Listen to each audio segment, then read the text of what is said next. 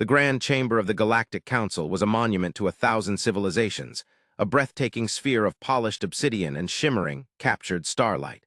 Its very architecture was a testament to a unity forged over millennia, a symbol of an order that had long governed the known galaxy. But tonight, the celestial light that danced across its hallowed walls seemed to mock the assembly with its cold, indifferent beauty. A profound silence, heavy with the weight of unspoken fears and the suffocating pressure of an impending storm, had descended upon the gathered representatives. It was a silence that was far more terrifying than the cacophony of war, a stillness that spoke of a deep, gnawing uncertainty that had taken root in the hearts of even the most ancient and stoic of beings. They had faced down cosmic horrors and navigated the treacherous currents of interstellar politics for eons, yet never before had they been confronted with a mystery as profound, as utterly baffling, as the species that called themselves humanity. The Cathar, a proud and ancient race of crystalline beings whose thoughts resonated as chimes of pure logic, had been the first to encounter them. Their initial reports, meticulously compiled and cross-referenced with the unassailable precision that defined their very existence, had painted a picture of a young, volatile species, confined to a single, unremarkable star system. They were described as creatures of fleeting lifespans and chaotic emotions, their history a turbulent tapestry of self-inflicted violence and bewildering acts of self-sacrifice. The Council in its infinite wisdom had deemed them a curiosity, a minor anomaly to be observed from a safe distance, a footnote in the grand, sprawling narrative of the galaxy. They had been wrong, so terribly, catastrophically wrong. The Glyptons, amorphous, gelatinous beings who communicated through intricate patterns of bioluminescence, had been the next to feel the subtle, yet undeniable ripple of human influence. Their vast trade networks, which had flowed with the predictable rhythm of a celestial tide for centuries, began to experience inexplicable disruptions. Cargo ships vanished without a trace, their last transmissions filled with nothing but static and the faint, haunting echoes of a language that defied all known linguistic models. The Glyptons, masters of commerce and negotiation, had dispatched emissaries, their silver tongues and shimmering forms intended to soothe and to bargain. But the emissaries had not returned. And in their place, a chilling silence had fallen over entire sectors of space, a void that seemed to hum with an unspoken and deeply unsettling power. It was the Vorlag, a warrior race whose very culture was forged in the crucible of honorable combat, who had finally and foolishly decided to force the issue. They had assembled a fleet of their most formidable dreadnoughts, vessels that had shattered asteroids with their sonic cannons and brought entire star systems to their knees. They had journeyed to the edge of the human's home system, their intentions broadcast in the universal language of military might. They had come expecting a swift and decisive victory, a glorious conquest that would be sung about in their sagas for generations to come. They had found only oblivion. Not a single ship had returned. Not a single distress call had been received. It was as if a god had simply reached out and erased them from existence, leaving behind only the cold, indifferent vacuum of space and the terrifying questions that now haunted the hallowed halls of the Galactic Council. "We have underestimated them," the Cathar Prime Resonator chimed, its crystalline form vibrating with a frequency that betrayed a deep, underlying anxiety. The sound, usually a harmonious melody of pure logic, was now tinged with a dissonant note of something that bordered on fear. "Our initial assessments were based on incomplete data, on a fundamental misunderstanding of their nature. We saw their short lifespans as a weakness, their emotional volatility as a flaw. We failed to recognize the incredible adaptability, the relentless drive that these qualities engender." A ripple of unease spread through the chamber. The Glypton emissary, its form a swirling vortex of anxious, emerald light, pulsed in agreement. "They are like a virus," it projected, its thoughts a cascade of shimmering colors. "They spread and they adapt. They learn from our every move, our every strategy. We blockade their trade routes and they create new ones, routes that are invisible to our most advanced sensors. We attempt to intimidate them with our military might, and they respond with a silence that is more terrifying than any declaration of war. They are a force of nature, a storm that we can neither predict nor control." The Vorlag War Master, a towering figure of scarred, obsidian flesh and burning, crimson eyes, slammed a gauntleted fist onto the polished surface of the council table. The impact sent a shockwave of sound through the chamber, a raw, primal expression of frustration and rage. "They are not gods," he roared, his voice a guttural torrent of fury. They are mortals, flesh and blood, just as we are. They bleed and they die. We have simply not yet found the right weapon, the right strategy to break their spirit. We must strike now with overwhelming force before they have time to grow even stronger. We must burn their world, scatter their people to the winds, and erase their very memory from the galactic record. The Cathar Prime Resonator pulsed with a cool, calming light. "Your aggression is understandable, War Master," it chimed, its tone a gentle rebuke. "But it is precisely this kind of thinking that has led us to this precipice. The humans are not like any enemy we have ever faced. They do not respond to threats of violence in the way that we do. Our attempts to intimidate them have only served to strengthen their resolve, to unify them against a common enemy. To attack them now, with our current level of understanding, would be to invite our own destruction." The debate raged on, a tempest of conflicting ideologies and escalating fears. The Council, which had for so long been a symbol of galactic unity, was now a fractured, discordant assembly, paralyzed by its own indecision. They had spent weeks, months in this very chamber, poring over every scrap of data, every cryptic transmission that had been intercepted from the humans. They had analyzed their art, their music, their literature, their philosophy, searching for some key, some clue that would unlock the secrets of their enigmatic psyche. But they had found only contradictions, a bewildering tapestry of brutality and compassion, of breathtaking creativity and horrifying destructiveness. They were a species that could create symphonies that could make the stars weep, and then turn around and unleash weapons that could tear the very fabric of space-time. They were a paradox, a living, breathing enigma that defied every law of galactic sociology. And all the while, the silence from the humans' home system, the system they called Sol, continued. It was a silence that was far more unnerving than any open declaration of hostility.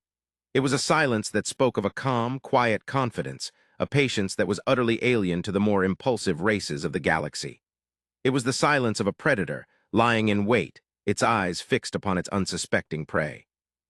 The Council knew, with a certainty that chilled them to their very core, that this silence would not last forever. They knew that the humans were watching, and they knew that they were waiting. But what they were waiting for, and what they would do when their wait was over, was a question that no one in that grand, hallowed chamber could answer.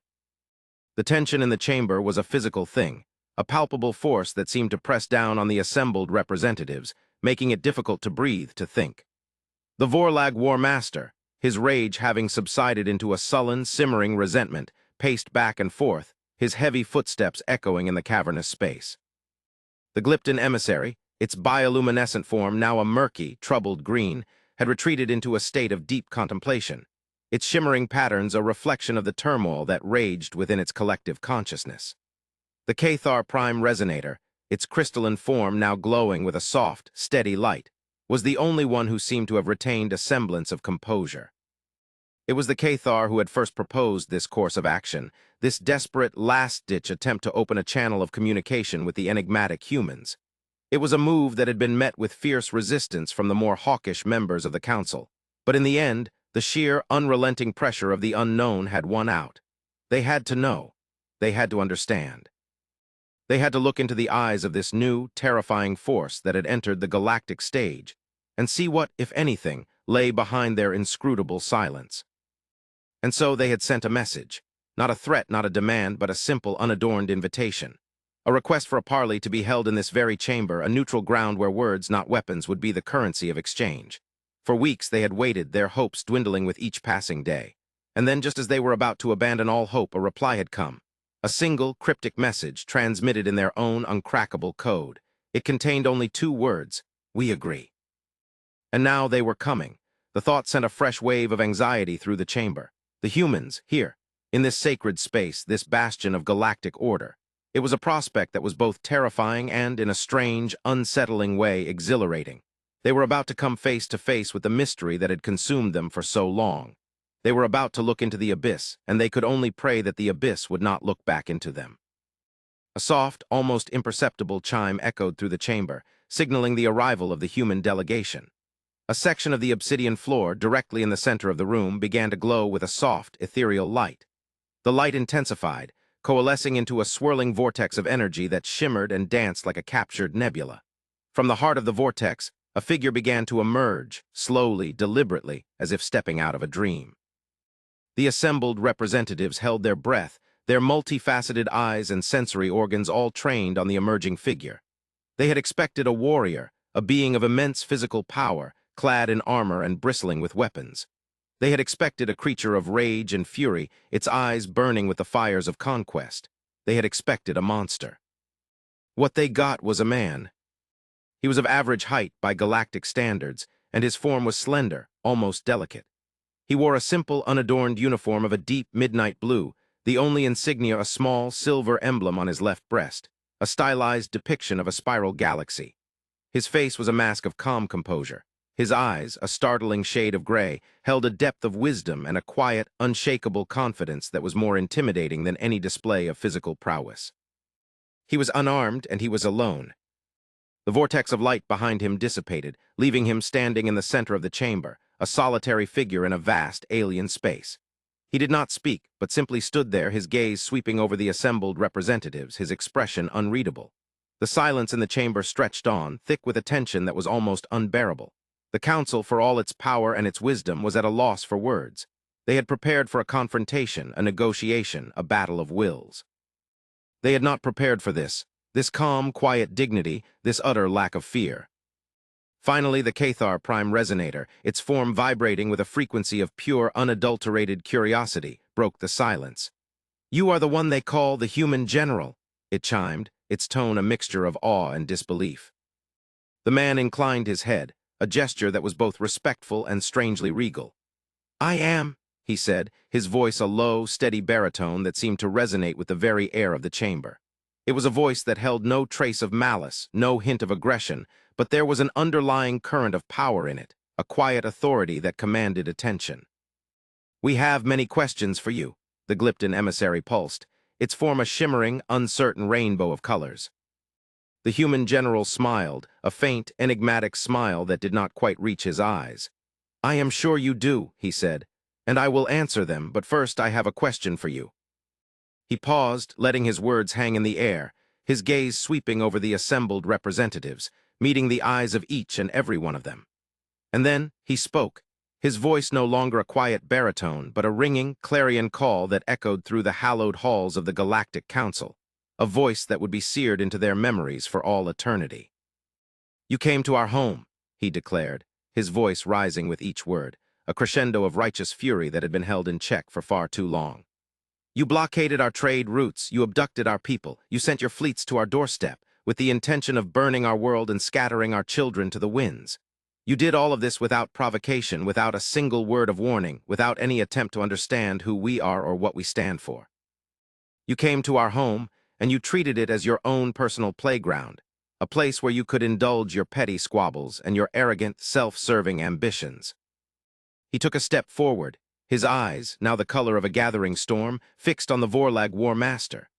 The towering warrior who had faced down horrors that would have shattered the minds of lesser beings took an involuntary step back, a flicker of something that looked remarkably like fear in his burning, crimson eyes. "You came to our home," the human general repeated, his voice now a low, dangerous growl that sent a shiver of pure, primal terror through the chamber. "And now you will face us." The silence that followed was more profound, more absolute than any that had come before. It was a silence that was filled with the dawning, horrifying realization that they had made a terrible, terrible mistake. They had not just underestimated the humans. They had fundamentally and catastrophically misunderstood them. They had mistaken their patience for weakness, their silence for fear. They had poked the sleeping giant, and now it was awake, and it was angry. The Cathar Prime Resonator was the first to find its voice, its crystalline form vibrating with a frequency of pure, unadulterated awe. What are you?" it chimed, its tone a whisper of disbelief. The human general turned to face the Cathar, his expression softening, the storm in his eyes receding, replaced by a deep, weary sadness. "We are humanity," he said, his voice once again a quiet baritone. "We are a species that has known nothing but struggle, nothing but hardship, from the moment we first crawled out of the oceans of our world. We have fought against famine and plague, against the ravages of nature and the darkness within our own hearts. We have clawed our way up from the mud and the mire, step by painful step, and we have built a civilization that, for all its flaws, is a testament to our indomitable will, our unquenchable thirst for knowledge, and our unwavering belief in the power of hope." He paused, his gaze sweeping over the assembled representatives, his eyes filled with a profound and deeply unsettling pity. You, in your infinite wisdom in your millennia of galactic dominance, have forgotten what it means to struggle, he said, his voice a gentle yet damning indictment. You have become complacent, stagnant, your once great civilizations now nothing more than gilded cages, your people trapped in a state of perpetual, comfortable apathy. You have lost the fire, the passion, the relentless drive that once made you great. You have become old. The Vorlag War Master, his pride wounded, his warrior's spirit chafing at the human's words, let out a guttural snarl. We are not old, he roared. We are the Vorlag, we have conquered 1,000 worlds, our legions are invincible. The human general simply smiled, a sad, knowing smile that seemed to cut the Vorlag War Master to the quick. Your legions are indeed formidable, he said, his voice laced with a strange, almost paternal disappointment. But they are fighting for the wrong reasons. They are fighting for glory, for conquest, for the preservation of a way of life that is no longer sustainable. They are fighting for the past. We are fighting for the future. With a subtle, almost imperceptible gesture, the human general raised his hand. And in an instant, the grand chamber of the Galactic Council was transformed. The polished obsidian walls dissolved, replaced by a breathtaking, panoramic view of the cosmos. Stars, nebulae, and entire galaxies swirled around them, a dizzying, awe-inspiring display of the infinite, wondrous beauty of the universe. The assembled representatives gasped, their multifaceted eyes and sensory organs struggling to process the sheer, overwhelming scale of what they were seeing. They were no longer in a room, but in the heart of creation itself, adrift in a sea of endless, shimmering light. This, the human general said, his voice now a soft, reverent whisper, is what we are fighting for. Not for territory, not for resources, not for power, but for the right to exist, the right to learn, the right to explore the boundless, magnificent tapestry of this universe. We are not conquerors, we are explorers, and we will not allow anyone or anything to stand in our way. The Cathar Prime Resonator, its crystalline form now glowing with a light that was almost blinding in its intensity, pulsed with a single, profound realization. You have achieved transcendence, it chimed, its tone a mixture of wonder and disbelief. You have unlocked the secrets of the universe, the very fabric of space-time. The human general shook his head. We have only just begun to scratch the surface, he said, his voice filled with a humble, almost childlike sense of wonder. There is so much more to learn, so much more to discover. We have spent centuries, millennia, looking up at the stars, dreaming of the day when we would finally be able to reach out and touch them. And now that day has come. We are standing on the shores of a new, cosmic ocean, and we are ready to set sail. He turned to face the assembled representatives, his eyes no longer filled with anger or pity, but with a strange, almost hopeful light. We did not come here to fight you, he said, his voice a quiet, earnest plea. We came here to offer you a choice. You can continue down this path of fear and aggression, this path of self-imposed ignorance and stagnation, or you can join us. You can cast off the shackles of your past and embrace the boundless possibilities of the future. You can become explorers alongside us. You can help us to unravel the mysteries of this universe, and in doing so, perhaps you will rediscover the sense of wonder, the sense of purpose that you have lost. The chamber was silent once more, but this time it was a different kind of silence. It was not a silence of fear, but of contemplation. It was not a silence of uncertainty, but of dawning, hesitant hope. The human general had not just shown them his power. He had shown them his soul. And in that soul they had seen a reflection of something that they had long thought lost, a glimmer of the same fire, the same passion that had once burned so brightly in their own hearts. The Vorlag War Master, his obsidian flesh now seeming to be less a symbol of strength and more a prison of his own making, was the first to speak. He fell to one knee, a gesture of submission that was so utterly out of character, so completely contrary to the very essence of his being, that it sent a shockwave of disbelief through the chamber. Teach us, he said, his voice for the first time stripped of its arrogance, its bravado, its rage. It was the voice of a man who had finally, after a lifetime of fighting, found something worth fighting for. Teach us how to dream again. The human general smiled, a genuine, heartfelt smile that transformed his face, making him seem at once both ancient and eternally young. He extended his hand to the fallen warrior, a simple yet profound gesture of acceptance, of forgiveness, of hope. It would be our honor, he said. And in that moment, in that grand, hallowed chamber, a new alliance was forged. An alliance not of convenience, not of necessity, but of shared purpose, of a common dream. The Galactic Council, which had for so long been a symbol of a stagnant, dying order, was reborn, revitalized by the injection of a new, vibrant, and utterly unpredictable force.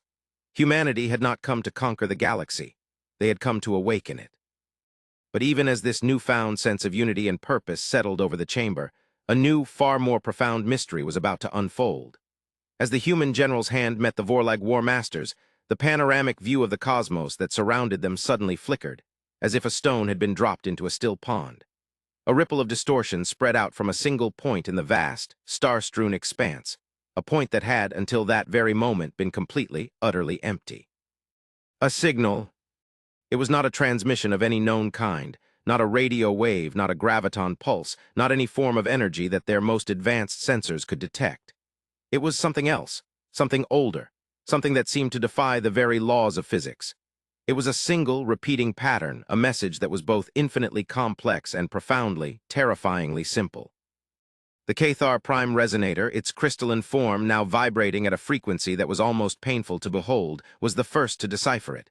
"It is a warning," it chimed, its tone a whisper of pure, unadulterated terror. A warning from before the beginning. The human general's eyes, which had just moments before been filled with hope and wonder, were now narrowed, his expression a mask of grim determination. He had come to the Galactic Council to face down a threat from without. He now realized with a chilling certainty that the true enemy, the real danger, was not to be found in the petty squabbles and the arrogant ambitions of the galaxy's younger races. It was to be found in the deep, dark, and silent places between the stars, in the echoes of a time before time, in a mystery that was far older and far more terrifying than anything they could have possibly imagined. The age of the Council was over. The age of exploration had just begun. And as the ancient, enigmatic signal continued to pulse, a silent, insistent heartbeat in the vast, indifferent darkness of space, the newly forged alliance of 1,000 civilizations, led by the young and now profoundly burdened species called humanity, turned their eyes to the darkness, their hearts filled with a mixture of terror and a strange, exhilarating sense of wonder. The galaxy was far larger, far older, and far more dangerous than they had ever known, and they were about to take their first, tentative steps into the great and terrifying unknown. The silence of space had been broken, not by the clamor of war, but by a whisper from the dawn of time. And the universe, in all its infinite, terrifying, and wondrous glory, was waiting. The holographic display of the cosmos that had filled the chamber now focused, zooming in on the source of the signal with a speed that defied comprehension. The swirling galaxies and shimmering nebulae gave way to a vast, empty stretch of intergalactic space, a void that had always been considered utterly unremarkable, a barren desert between the great, star-strewn islands of the universe. But as the image magnified, a structure began to take shape, a thing of such immense scale and impossible geometry that it seemed to mock the very laws of physics. It was a ring, a perfect, unbroken circle of a material that was blacker than the void itself, a substance that seemed to absorb all light, all energy, all hope. It was a megastructure that dwarfed entire galaxies, a monument to a civilization so ancient, so powerful, that their very existence was a challenge to everything the Council had ever known. The signal was emanating from the center of the ring, a single, insistent pulse that was now being translated by the Cathar's advanced linguistic algorithms. "They are not a warning," the Prime Resonator chimed, its voice now trembling with a mixture of fear and awe. "They are a plea, a cry for help from a civilization that has been trapped for 1,000,000,000 years." The human general's face was a mask of stone, his eyes, the color of a winter sky, fixed on the impossible structure that now dominated the holographic display. He had come to this chamber prepared for a war. He now found himself on the precipice of a rescue mission of a scope that was almost impossible to comprehend. He had declared to the Council that they had come to the humans' home and that they would now have to face them. He now realized that humanity's home was not a single planet, not a single star system, but the entire, vast, and terrifying expanse of the universe itself. And it was a home that was apparently far from empty. "What are they trapped in?" the Glypton emissary pulsed, its form a swirling vortex of anxious, violet light.